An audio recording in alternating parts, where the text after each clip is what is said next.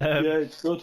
Joshua's granddad said, first half, no Snide, no Reynolds, no Sow, no problem. Second half, no Snide, no Reynolds, no Sow, no idea. Smart play by Fev gave them an unexpected first-minute lead, and then the classiest centre pairing put Hull FC well in charge by half-time. Second half, all momentum and scoring chances went Fev's way. Result never in doubt, but performance needs big improvement. Tom Andrews says, imagine not scoring for a full half against a team of pissheads. Yeah. Imagine losing by a golden point drop goal. Yeah. EFC 78JU said, both teams gone and created chances and scored tries, but Hull FC won it in the end, and Featherstone were just fighting back and were playing for pride for the rest of the game when they'd known they'd sealed the defeat. Brett Hodgson's Black and Whites, see you in the next Super League game at the KCOM, Hull FC, and best of luck winning promotion from the Championship to the top flight of Rugby League. Featherstone Rovers. It's been very nice to everyone other than... I think he's been extra nice to everyone else because of his witness digs that he was making there. Yeah. Scoot's got in touch as well and said, playing without first-choice halfbacks, and after an early wake-up call, we scored some nice tries. The less said about the second half, the better. At least it was a better-tempered affair than last time. Yeah, I was expecting a war. I know, very disappointing. No sin-binnings or anything. No, it wasn't. There was no blood. I mean, I only watched the highlights, but the shirts were clean. There was no blood on them or anything. It was very disappointing. Yeah, I listened to the first half and I've seen the highlights. I kind of decided at half-time with that first half that game was over and I would give some attention to my wife after a lot of rugby all afternoon. So it's hard for me to say who the star players were because it kind of sounded like Craig Hall's mistakes were as big a part as anything good that Hull did. The spectacular double knock-on was a particular highlight. But the makeshift halfback pairing of Houghton and McNamara looked pretty good for Hull, I think. Houghton had a nice kick that set up a try. McNamara had a couple of nice touches in and around the play.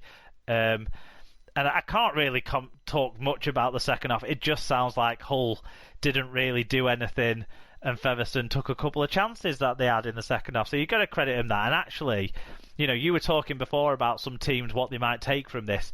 Featherstone will take plenty from this, I think. Yeah, I think so. Unless they all celebrated getting close to a Super League side in the bar afterwards, then they should be, set up well for the next few weeks in the Championship after that one.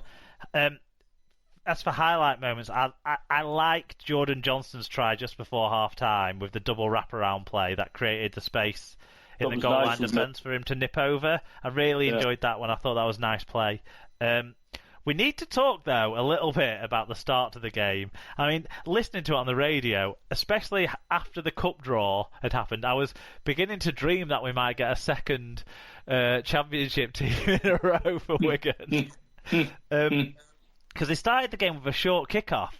Turned out to be the only decent kick that Craig Hall managed to play all game. But started the game with a short kick-off, which surprised FC a bit, obviously, and Fev took advantage. And on that first set, they got through the set and then put a kick in. An awesome start to the game. Scoring the try from that kick, it was Hardcastle's try, wasn't it? He just got to the ball and just got it down before the dead ball line. He did really well because the in goals were pretty narrow, to be honest. Yeah. And, he just about got it down before his leg slid over the dead ball line. Yeah, it was just a shame that they couldn't maintain it, really, because second half, job was done, Q was on the rack kind of thing. Jake Connor had already done his running around with the ball in one hand escapade for one of Tim Harvey's tries and that sort of stuff. So I don't have a lot more to say about this one because I didn't follow it all. No, I mean, at the end of the day, Featherstone can be quite pleased with the performance they put up. Hull will be satisfied, I think, that they got the job done. And that's, in these games, that's all you can do, really. Yep, and if the start for Featherstone in that game gave a sense that there might have been a sniff of a shock early doors, Game 7 of the weekend on Sunday had a similar sort of feel to the start of it, David, didn't it? Do you want to take us through? Yes, I did. This was Swinton versus Warrington, and it finished Swinton 8, Warrington 32. And at half-time, it was Swinton 8, Warrington 20. And the first sort of 20 minutes of this game were really competitive. Yeah, it got up to 8-4, didn't it, in the first 20 minutes for the Lions? And, by the way, Swinton have got their shirt is a shirt I would wear. Yeah. That's a nice shirt. The blue is spicy. I looked at buying it last week. Yeah, it's a belter. Yeah. Really good shirt. I think it's the sponsor, the Glossops caravans with the big orange lines on it that maybe slightly deterred me in the end. They got an early lead, and then they kicked a penalty goal when they were in front of the posts. And at the time, you could hear Tony Ray on the commentary saying, "Don't kick the goal. Don't kick the goal. Run the ball. It's not going to make any. Kicking the goal's not going to win you the game." Yeah, whereas Alan Hunt on the radio commentary was like, they should take the 2 here, give themselves pad the lead out. Take some time off the clock. You never know. Yeah. Anyway, I mean, it would have been a real surprise if Warrington hadn't run out in the end, and they did. And I think Toby King scored a couple of nice tries. No stats on this one. No stats on this one. But Swinton have got a lot to be proud of. We did have some fan views, Mark. Yeah, EFC78JU said, "Well played, Warrington. Got the win we wanted and are through to the quarterfinals against Catalan Dragons. If we're to reclaim the Challenge Cup, we need to not make any mistakes or concede daft tries like today. Even though we only conceded 1 at Swinton, have not made much mistakes, but that's why they got their penalty. But still, it's over and we've won, and good luck to Swinton for your season, and you're a good team to play." And Mike Dodd 22 says Swinton played very well for a lot of this contest, and credit to them for that. Eventually, I just started to make too many metres through the middle, creating room on the left edge again to score the tries. Matty Davis seemed to make a lot of metres when he came on, as did Philbin in his second stint. On to the Dragons in the next round. Yeah, and do you know what? A bit of that grit that they brought in off the bench in this game probably did them some favours. And because they were floating through and letting a lot of, one of the Warrington fans last week talked about their left edge being the golden edge. Do you know what was so golden about that Wigan golden edge is they didn't just concede breaks willy-nilly against part-time teams like this Warrington left edge did on Sunday. But anyway, they're comfortable for them in the end on that scoreline. Sorry, it's your game to talk about, not mine. There's a bit of a theme if you look at some of the top sort of championship sides playing up against Super League competition. The number of teams, I think, have done themselves some credit this weekend, like Featherstone, like Swinton, like York. They've worked really hard. They've got the defensive structures working well. But the bottom line is they don't have the same level of fitness and power. They don't have the same level of class when it comes to making the pressure tell. Super League sides are just used to doing that week in, week out. And in every instance here, that's what happened in the end. Yeah. And they did, they do have some classy players, don't they? So that is going to tell. And Toby King scored 2 tries, and he's playing well. Blake Austin was another one of those outrageous dummies, wasn't he? Yep, another one. Yeah. In this game with the try that he scored, which was a good try. Do you know what though? I really do rate Stuart Littler as a coach, and I think he's a coach that some Super League, lower half of Super League teams should be looking at. He puts together a side that can be combative when they're playing as underdogs, but also can play some nice stuff and score some long-range tries. As I say, I think York, Swinton, Featherstone, all of them, seem to me to have good structures in place, and given that they're playing with part-time players. They've done a terrific job. So I think there are a number of good young English coaches around. It'll be interesting to see whether they get the chance to display some of their talents as coaches at a higher level eventually. Right, the disciplinary's out, so we'll talk about that before we get to the next game. Zane Tetefano will appear at an Operation Rules Tribunal on a Grade D charge of striking, so that's pretty serious. Grade D is 3 to 5 matches. Liam Burns had a 1-match penalty notice for dangerous contact. He's probably at someone around the knees. He needs to cut that out of his game.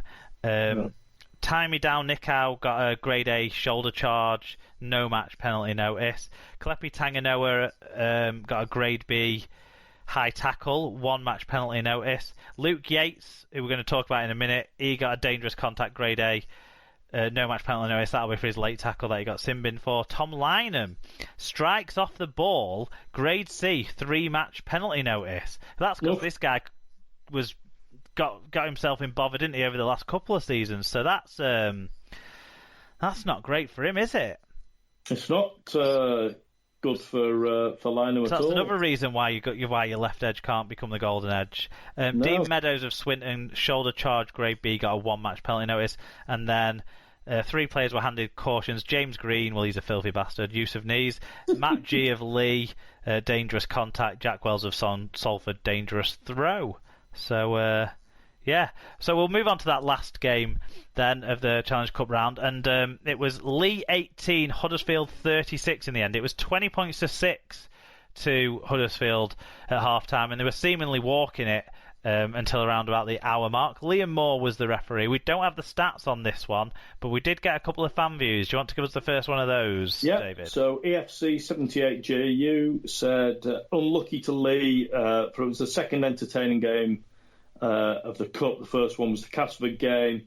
It was a win Ian Watson's Giants wanted, but they had to play a tough opponent in St Helens, hopefully to get the club, if not good luck for the season, and see you on the fans' return at the HJ Stadium, Huddersfield. And Ian, that was a good game performance today in the Cup. Right, EFC, I love it that you've got a fan viewing on every game, but this is now getting to a point of use some full stops. I'm trying my best here.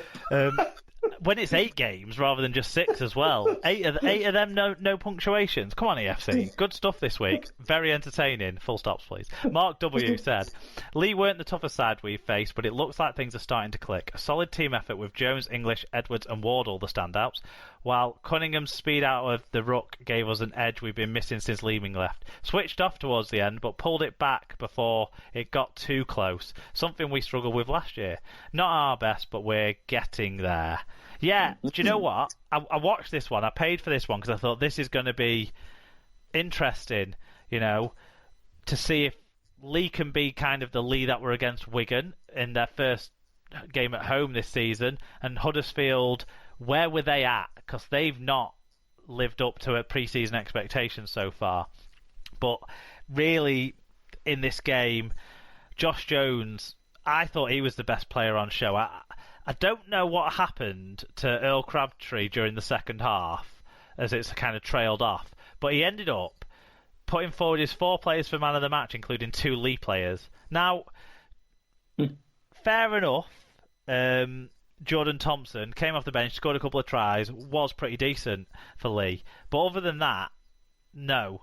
No. Why wasn't Josh Jones one of the players? McGilvray got man of the match because he scored a hat-trick from him. No. There were walk-ins as well for Jerry. I mean, he took them well, but they were all walk-ins. Josh Jones was the best player on show in my view. He was breaking tackles, he was making meters, he was creating opportunities throughout the first half, and then he was decent in his second spell too. Matty English off the bench was pretty good as well, if not guilty of a few penalties.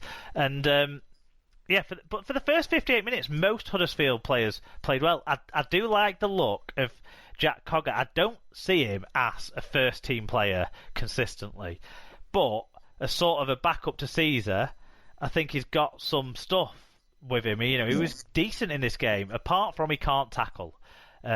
That's his main problem. Darnell McIntosh showed the talent that we know he's got, yet the fallibility that we've seen out of him when he plays fullback. It's so frustrating. And for 58 minutes. He was brilliant.